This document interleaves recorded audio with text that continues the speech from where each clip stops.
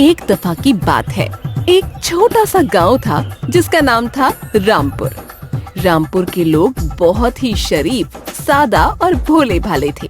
सुबह से शाम तक बस अपने दिन भर के कामों में ही मसरूफ रहते थे। लेकिन इन गांव वालों में एक कमी थी। वो कमी ये थी कि गांव के सब लोग अनपढ़ थे। न कोई लिखना जानता था और न ही कोई पढ़ना। गांव के सब लोग बस इस बात पर यकीन रखते थे कि ये साधु और पंडित जो भी कहते हैं वही भगवान की मर्जी होती है। एक दिन रात के वक्त कालू नाम का एक चोर जो शहर में बड़ी चोरी करने के बाद भागा था, भागते भागते रामपुर गांव के जंगल में आ पहुंचा।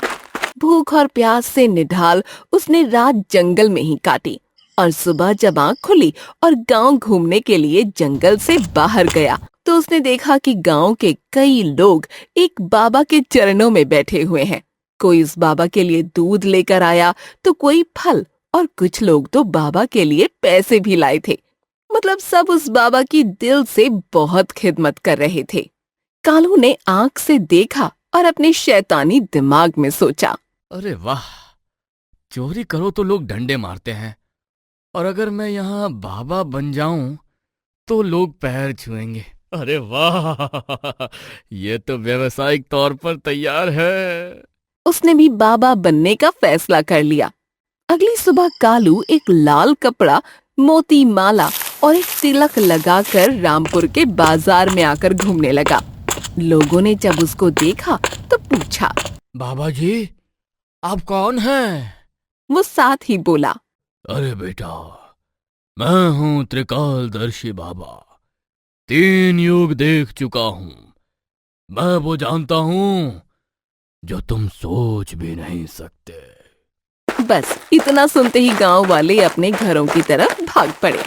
कोई अपने घर से दूध लाया तो कोई रोटी, कोई फल तो कोई पैसा, और लाकर सब कुछ कालू के पैरों में रख दिया।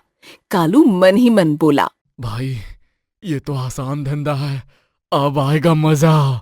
एक रात जब पूरा गांव गहरी नींद में सो रहा था, कालू अपने हाथ में एक छोटी सी केमिकल की बोतल लिए जो वो शहर से चुरा लाया था, चुपके से उस जगह की तरफ जा रहा था जहां वो दिन के वक्त बाबा बनकर बैठता था। वहां पहुंचकर उसने उस केमिकल से पास की दीवार पर लिखना शुरू किया, कल भगवान रामपुर में आएंगे। सुबह जब सूरज निकला, कालू ने सब लोगों को वो करिश्मा दिखाने के लिए इकट्ठा किया। सब लोग उसके आसपास इकट्ठा हो गए।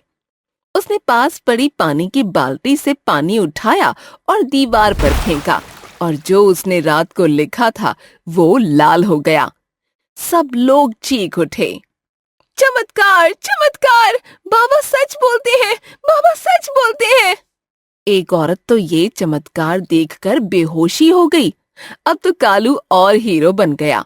रोज कुछ ना कुछ उस दीवार पर लिख देता, जैसे आज बारिश होगी, कल भगवान गांव में घूमेंगे। और जब सुबह उस पर पानी फेंका जाता तो वो लिखा लाल हो जाता। गांव वाले और ज्यादा कालू को मानने लगे, और अब तो गांव वालों ने उसके लिए एक नया घर भी बना दिया। कालू सोचता है, जब तक ये गांव वाले जिंदा हैं, मैं ऐसे ही पैसों में खेलता रहूंगा और ऐश करूंगा। एक दिन शहर से एक पढ़ा लिखा लड़का जिसका नाम आरव था, रामपुर घूमने आया।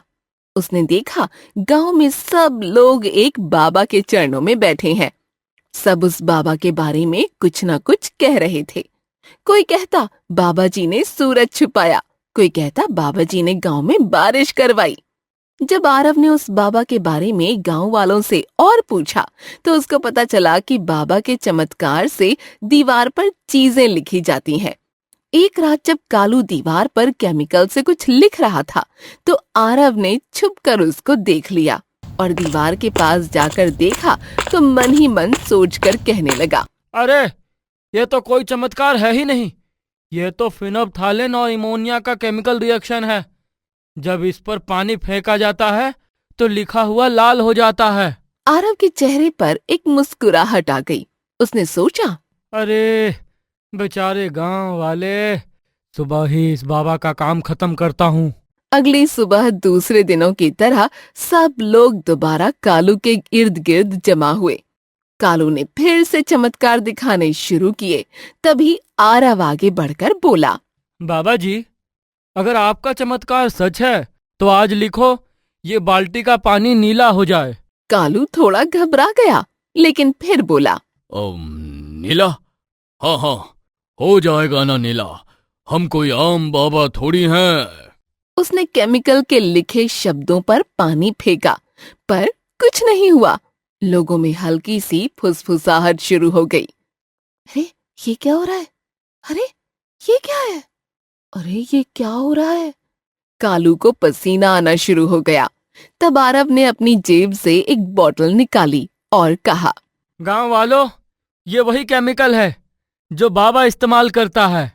उसने सारे गांव वालों के सामने दीवार पर केमिकल से लिखा और उस पर पानी फेंका तो वो लिखा हुआ तुरंत लाल हो गया। सब लोग समझ गए ये ढोंगी बाबा है।